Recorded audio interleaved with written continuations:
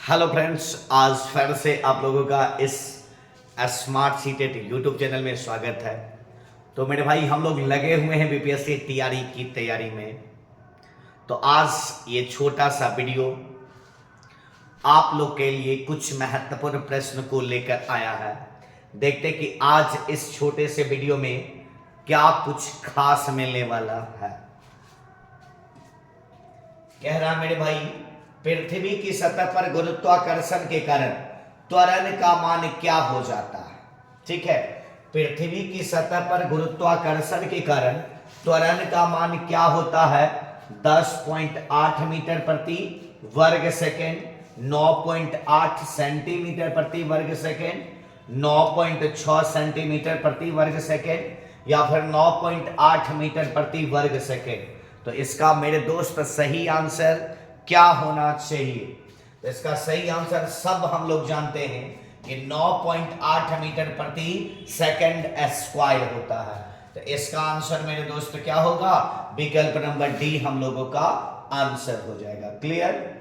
कह रहा है मेरे भाई, वायुमंडल पृथ्वी से जकड़ा हुआ है। वायुमंडल जो पृथ्वी से जकड़ा हुआ है वह किस बल के द्वारा जकड़ा हुआ है, या किसके द्वारा। गुरुत्व बल के द्वारा, पवन के द्वारा, बादलों के द्वारा या फिर पृथ्वी के चुंबकीय क्षेत्र के द्वारा।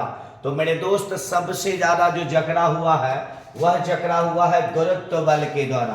क्या होगा मेरे भाई, गुरुत्व बल। और कहता है मेरे भाई कि पृथ्वी पर किसी भी चीजों का वजन भी किसके कारण संभव है, तो गुरुत्वाकर्षण के कारण ही संभव माना जाता है। तो मेरे भाई मेरे दोस्त, इसका आंसर क्या हो जाएगा, ए नंबर हम लोगों का आंसर होगा। क्लियर। आगे की बात हम लोग कहते हैं। कहता है मेरे भाई, मुक्त रूप से गिरना केवल डैश में संभव है। क्या कह रहा है मेरे भाई, मुक्त रूप से गिरना, एकदम खुला सीधे स्वतंत्र रूप से गिरना किस में संभव होगा मेरे दोस्त, तो निर्वात में संभव होगा। किस में संभव होगा, तो निर्वात हम लोगों का आंसर हो जाएगा। क्लियर। आगे की बात हम लोग करते हैं। कह रहा है कि बाबू, मुक्त रूप से गिरने के दौरान पिंड किस स्थिति में होता है। जल्दी बताएगा, मुक्त रूप से गिरने के दौरान पिंड किस स्थिति में होता है। कह रहा है मेरे भाई, इसका भारहीनता होगा, आराम होगा, गतिक होगा या कृतकार्य होगा। इसका सही आंसर मेरे दोस्त क्या होगा, जब वो मुक्त रूप से गिर रही है तो भारहीनता एकदम चला जाता है। मतलब निर्वात में यदि हम एक भारी वस्तु को एक हल्के वस्तु को गिरावे तो दोनों एक साथ गिरेगी। तो इसका आंसर बाबू हो जाएगा भारहीनता। चंद्रमा पर आवाज क्यों नहीं सुनी जा सकती है, ये तो बच्चा वाला प्रश्न है, सब लोगों को पता होगा कि चंद्रमा पर कोई वायुमंडल नहीं है और ध्वनि बिना माध्यम के यात्रा नहीं कर सकती है।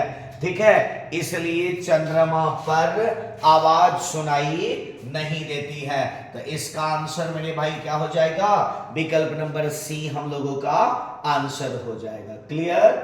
आगे देखिएगा, जब कार एक घुमावदार सड़क पर मुड़ती है। क्या कह रहे हैं बाबू, कार एक जब घुमावदार सड़क पर मुड़ती है तो उसमें बैठे यात्री स्वयं पर केंद्र के विपरीत दिशा में एक बल महसूस करता है। वह बल कारण किसका है। तो सुनिएगा मेरे भाई, जब आप ऐसे मूव करोगे तो केंद्र की ओर आओगे तो अभिकेंद्रीय बल, लेकिन केंद्र के विपरीत दिशा में जाओगे तो उसको बाबू कहते हैं अपकेंद्रीय बल। क्या कहते हैं, अपकेंद्रीय। और यह जो अभिकेंद्रीय और अपकेंद्रीय बल होता है यह न्यूटन के तीसरे गति नियम से सन्निहित है। ठीक है, इसका आंसर क्या हो जाएगा बाबू, ए नंबर आप लोगों का आंसर। रेल पटरी पर झुकी रहती है, ऐसा क्यों, फटाक से बताइएगा। रेल पटरी वक्र पर झुकी रहती है क्योंकि झुकी रहती है बाबू, आवश्यक अपकेंद्र बल के द्वारा, आवश्यक घर्षण बल के लिए, आवश्यक अभिकेंद्रीय बल के लिए, इनमें से कोई ना भी। जस्ट इसके पीछे का क्वेश्चन हम लोग किए हैं, झुका रहता है ताकि अभिकेंद्रीय के ठीक विपरीत अपकेंद्रीय बल लगे, अर्थात विकल्प नंबर ए हम लोगों का आंसर होगा। ठीक है, आगे की बात करते हैं। वातानुकूलित प्लांट की क्षमता दी जाती है। अरे एसी खरीदते हो ना, घर में लगाते हो ना, तो ये जो इस प्रकार की चीजें चलती है किस में चलती है? किलो में चलता है, नहीं टन में चलता है। किस में चलता है बाबू? टन। 1 टन, 1.5 टन, 2 टन, कौन सा एसी लगाते हैं तो वो टन में चलता है। तो इसका विकल्प नंबर ए हम लोगों का आंसर हो जाएगा। ठीक है, कह रहा मेरे भाई गलन एवं क्वथन में पदार्थ के अणुओं की कौन सी ऊर्जा घटती है? तो गलन और क्वथन में जो उसका संरचना स्थितिज वाला होता है वह घट जाता है, अर्थात तो मेरे दोस्त स्थितिज ऊर्जा आपका आंसर हो जाएगा। स्थितिज ऊर्जा घट जाती है। ठीक है, आगे की बात करते हैं। फ्लेमिंग के बाएं हाथ के नियम के अनुसार बल की दिशा क्या होगी? इधर ही 2-4-5 दिन पहले पिछले सप्ताह फिजिक्स के क्लास में पढ़ाया गया है चुंबक वाले चैप्टर में कि फ्लेमिंग के बाएं हाथ का नियम का अनुसार बल की दिशा हमेशा अंगूठा प्रदर्शित होता है। कौन दर्शाएगा बाबू? अंगूठा। विकल्प नंबर सी हम लोगों का आंसर हो जाएगा। क्या होगा मेरे भाई? सी नंबर हम लोगों का आंसर हो जाएगा। क्लियर? अब देखिएगा, कह रहा है बाबू निर्वात को माना जाता है, हम सब लोग पढ़े होंगे क्लास 7 या 8 में, ठीक है, कि क्या कहते हैं 81 सेंटीमीटर व्यास के 2 खोखले गोले को निर्वात पैदा करके 8 घोड़ा इधर से 8 घोड़ा इधर से लगाया गया तो कभी भी वो उसको अलग नहीं कर पाया, अर्थात निर्वात चुंबक की भांति कार्य करता है। क्या कार्य करता है बाबू? चुंबक। तो निर्वात को लौह चुंबकीय मानेंगे, प्रति चुंबकीय मानेंगे, अनुचुंबकीय मानेंगे, प्रतिबलित चुंबकीय सामग्री मानेंगे। कौन मानेंगे बाबू? तो लौह चुंबकीय सामग्री मानेंगे। विकल्प नंबर ए हम लोगों का आंसर हो जाएगा। ठीक है, एक चुंबक के अंदर चुंबकीय बल रेखाओं की दिशा क्या होती है? चुंबक के अंदर की बात कर रहा है। तो अंदर में मेरे भाई उत्तरी ध्रुव से दक्षिणी ध्रुव होगा कि दक्षिणी ध्रुव से उत्तरी ध्रुव? तो अंदर में होता है दक्षिणी ध्रुव से उत्तरी ध्रुव और बाहर में होता है उत्तरी ध्रुव से दक्षिणी ध्रुव। तो इसका आंसर होगा बाबू विकल्प नंबर बी आपका आंसर हो जाएगा। ठीक है, कह रहा कि चुंबक के ध्रुव क्या हो सकते हैं? तो चुंबक के ध्रुव, चुंबक को कई टुकड़ा में मेरे दोस्त काट दो, ध्रुव को आप अलग नहीं कर सकते हो, अर्थात अलग किए जा सकते कि अलग नहीं किए जा सकते हैं? तो अलग नहीं किए जा सकते हैं। विकल्प नंबर बी हम लोगों का आंसर हो जाएगा। ठीक है, आगे की बात हम लोग करते हैं। कह रहा विद्युत चुंबक में डैश ऊर्जा में रूपांतरित होती है। ठीक है, विद्युत चुंबक में विद्युत ऊर्जा चुंबकीय ऊर्जा में क्या होती है बाबू? रूपांतरित हो जाता है। विकल्प नंबर डी हम लोगों का आंसर हो जाएगा। ठीक है, आगे की बात करते हैं। चुंबकीय क्षेत्र रेखाएं क्या होती है? तो चुंबकीय क्षेत्र रेखा एक बंद वक्र होता है। क्या होता है मेरे भाई? बंद वक्र होता है। विकल्प नंबर ए हम लोगों का आंसर हो जाएगा। ठीक है, आगे की बात करते हैं। कह रहा कि फटे दूध में निम्नलिखित में से कौन सा एसिड होता है? तो इसमें मेरे भाई कौन सा होता है सब हम लोग जानते हैं। ठीक है, इसमें जो होता है मेरे भाई लैक्टिक एसिड होता है। कौन होगा?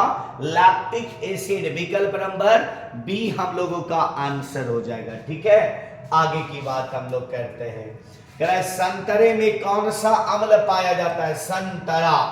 ठीक है, खट्टा पदार्थ 2 प्रकार का होता है। ठीक है, तो संतरा जो खट्टे में से आता है इसमें से कौन हो जाएगा? सिट्रिक अम्ल। क्या होगा? सिट्रिक अम्ल। विकल्प नंबर डी आपका आंसर होगा। इमली में क्या होगा? तो इमली में बाबू टारटेरिक हो जाएगा। क्या हो जाएगा? टारटेरिक होता है। ठीक है, आगे क्वेश्चन हम लोग देखते हैं। टंकाई के लिए प्रयोग किया जाता है। तो टंकाई के लिए, सोल्डरिंग के लिए किसका किसका प्रयोग होता है मेरे भाई? तो हम सब लोग जानते हैं कि इसके लिए सीसा एवं टीन के मिश्र धातु का प्रयोग होता है। किसका प्रयोग होता है मेरे भाई? सीसा एवं टीन के मिश्र धातु। विकल्प नंबर बी हम लोगों का आंसर होगा। ठीक है, आगे दिखेगा कोयला जिसके अवशेष से बनता है। तो कोयला जो बनेगा वह किससे बनेगा?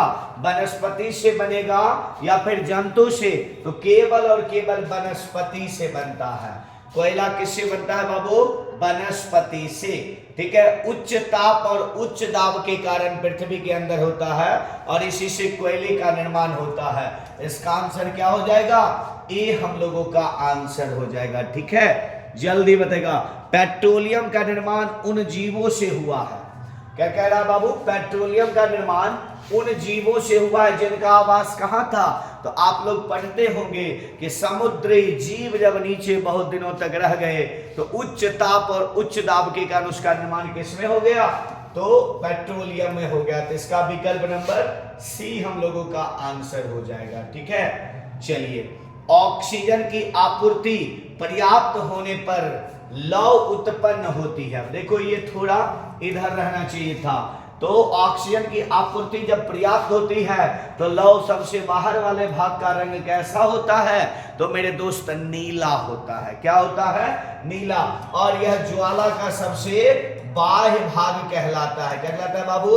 बाह्य भाग। और यह सबसे ज्यादा गर्म होता है। क्या होता है मेरे भाई? गर्म होता है। और इसका प्रयोग ही सोनार करता है आभूषण को बनाने के लिए। किसका? आभूषण बनाने के लिए ज्वाला के किस क्षेत्र का प्रयोग होता है मेरे दोस्त? तो बाहर वाले भाग का। और उसका रंग क्या होता है? नीला होता है। क्या होता है मेरे भाई? नीला होता है। ठीक है, निम्नलिखित में से कौन सा ईंधन मानव निर्मित है? जल्दी बताओ, निम्नलिखित में से कौन सा ईंधन मानव निर्मित के अंतर्गत आता है? तो मेरे दोस्त कोयला प्राकृतिक होता है, कच्चा तेल प्राकृतिक गैस। सबसे मानव निर्मित में गोबर गैस आता है। विकल्प नंबर बी आपका आंसर हो जाएगा। ठीक है, आगे देखिएगा। प्राकृतिक गैस का सबसे महत्वपूर्ण घटक क्या होता है? मीथेन होता है, एथेन होता है, हाइड्रोजन होता है या फिर प्रोपेन होता है? तो इसका क्या हो जाएगा बाबू? मीथेन आपका आंसर हो जाएगा। ए नंबर हम लोगों का आंसर होगा। ठीक है, चलिए, क्लोरीन संतृप्त हाइड्रोकार्बन से अभिक्रिया करता है। क्या करता है बाबू? संतृप्त हाइड्रोकार्बन से अभिक्रिया करता है सूर्य के प्रकाश की अनुपस्थिति में या फिर सूर्य के प्रकाश की उपस्थिति में। तो क्या आंसर होगा बाबू? सूर्य के प्रकाश के उपस्थिति में। विकल्प नंबर बी हम लोगों का आंसर हो जाएगा। ठीक है, आगे की बात हम लोग करते हैं। कहता है कि अमोनिया के एक अणु में होता है कौन आबंध? क्या होता है मेरे भाई?